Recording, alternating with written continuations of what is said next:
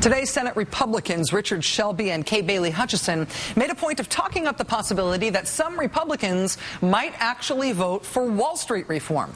Republican Senator Chuck Grassley of Iowa actually cast a vote in favor of Wall Street reform in a committee vote today.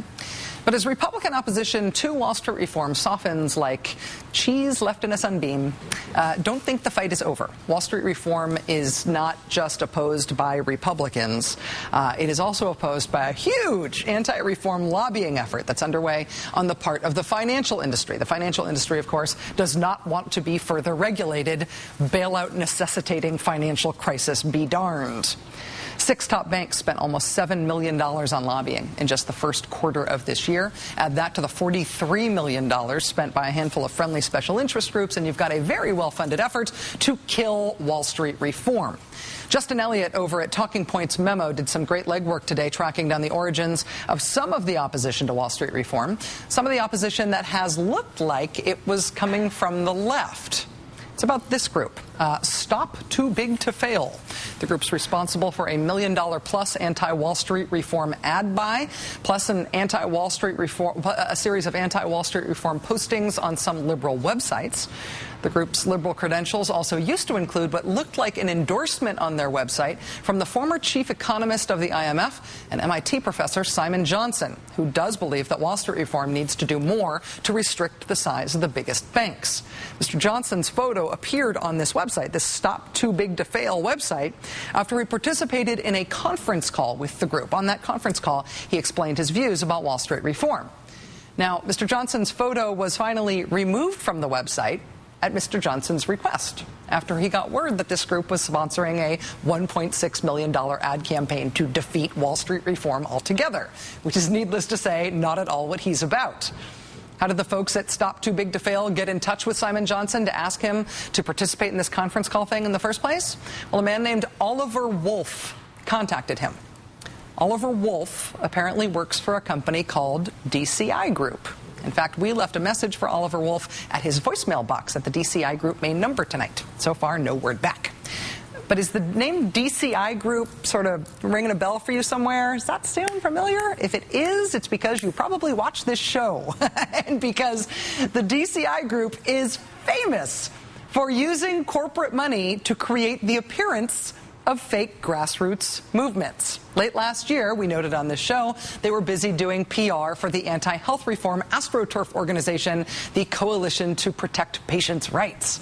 They've operated a fake news website, which looked like a regular news site, but happened to be full of articles promoting the positions of DCI clients. 3 founding partners of DCI Group are veterans of R.J. Reynolds, where in the 1990s they cut their teeth on the whole not at all corporate-seeming corporate campaign thing by setting up supposedly grassroots smokers' rights groups. Smokers' rights groups that were really just run by the tobacco companies. Also, do you remember how DCI Group came up around the last Republican National Convention? Remember this? Remember the Burmese military dictatorship getting dragged into John McCain's big pile of political problems around the RNC? We covered that last time DCI reared its ugly head. We covered it with the help of some reporting by Newsweek's Michael Isikoff. John McCain had selected the CEO of DCI Group, Doug Goodyear, to manage the Republican convention last year. I wrote a story shortly after that Doug Goodyear's firm, DCI Group, had previously represented the Burmese military junta. They'd been hired after George Bush was elected to help burnish the Burmese junta's image, and they ran a public relations campaign talking about how they were cracking down on the drug trade and how some of the allegations against them were false. Now, of course, the Burmese junta was long known as one of the most authoritarian, anti-democratic regimes in the world, with one of the worst human rights records. It happened to be my story, rather unfortunate for Douglas Goodyear, because this was right after the 2008 cyclone in Burma, where the Burmese junta was keeping out NGOs and outside relief workers. So I think the timing forced Douglas Goodyear to resign shortly after the story came out. DCI Group. These guys' whole reason for existing is to burnish the credentials of, say, the Burmese military junta, or to take corporate money and turn it into fake grassroots-looking campaigns. They did it for big tobacco and for the pharmaceutical industry. They did it for the Burmese military junta, which made it too embarrassing for the Republican National Convention to associate with them. They did it for corporations who didn't want health reform to pass, and they're doing it now, apparently, for corporations who don't want Wall Street reform to pass. That's who's behind the opposition to financial reform that is supposedly coming from the left. Don't believe it for a second. These guys are pros. Joining us now is Simon Johnson, the Ronald A. Kurtz Professor of Entrepreneurship at MIT's Sloan School of Management. He's also a contributing business editor at the Huffington Post and is author of the book 13 Bankers, The Wall Street Takeover and the Next Financial Meltdown. Simon Johnson, thank you so much for coming on the show. My pleasure. Let me ask you if I got all that right, first of all. Stop Too Big to Fail reached out to you. How did they lobby you to sort of be part of their group? Well, I talk to a lot of people, Rachel, and there's a lot of support, as you know, across the spectrum for sensible financial reform and for strengthening the Dodd bill, actually. So part of what I do is talk to a lot of these people. We bring a lot of them on board through the Huffington Post, for example. And we don't always ask, perhaps, as carefully as we should, show us all your credentials, show us exactly who's backing you. We talk to people, and we make friends, and we try and bring people with us. And I thought this group sounded a little off when I first started interacting with them, but it wasn't until I got a little bit deeper into it, and it wasn't until I heard about the ads they were running and the positions they were taking. I called them up on Friday and said, I think you guys are confused. You're going in with the Republicans. And they gave me some, run around then. And then I heard about the ads they bought in Nevada and Missouri and some other places. And I realized that this is a big problem. Do you think they targeted you in particular because they are trying to appear like they're coming from a progressive perspective in their opposition to Wall Street reform?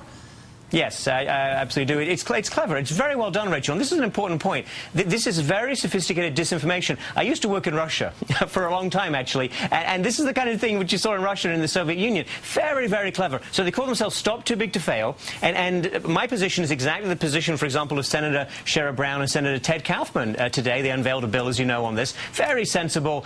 Put a size cap and a leverage cap on the biggest banks. Make them smaller as an additional piece of all the other regulatory reforms. So that's my view, and that's the Senator's views on what it would take to greatly reduce the risk associated with these banks that are too big to fail. But this group, calling itself Stop Too Big to Fail, is wrapping itself in some of the same appearances. Of course, when you actually see the TV ad, there's no mistaking. This is an anti-reform ad. This is a kill the bill ad. And we now understand this very clearly, and we will go after them most strenuously, I can assure you.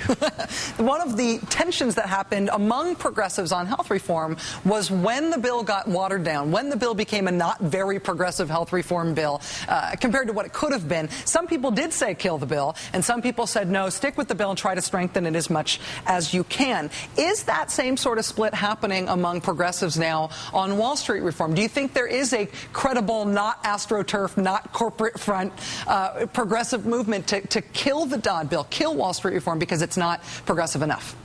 No, I don't think so. Certainly not yet. That's not what we're seeing. I think everyone we're working with who's legitimate says, look, we'll take what we can get now, and we should try and get as much as we can. And I think the Brown-Kaufman bill and their approach would actually be a stronger message to take to November. It'd be a much better winning proposition. And I have a piece coming out in the New York Times online tomorrow saying exactly that. So we've not given up on strengthening the bill. But I think our broad view is, look, take what you can get this time, and then we'll come back for more. If you think about regulating over-the-counter derivatives, and I know everyone's eyes glaze over as soon as you say that, fine. We'll get what we can take now, and we're going to come back for more, because we're not going to fix it sufficiently, I think, this time. The Dodd bill, though, is an improvement, and it's certainly not at all what the Republicans claim it is. Simon Johnson, the Ronald A. Kurtz Professor of Entrepreneurship at the MIT Sloan School of Management, and until recently, the accidental, not at all intentional poster boy for an AstroTurf campaign to kill financial reform. Thank you for extricating yourself from these folks and being willing to talk to us about it tonight. Thank you. Appreciate it.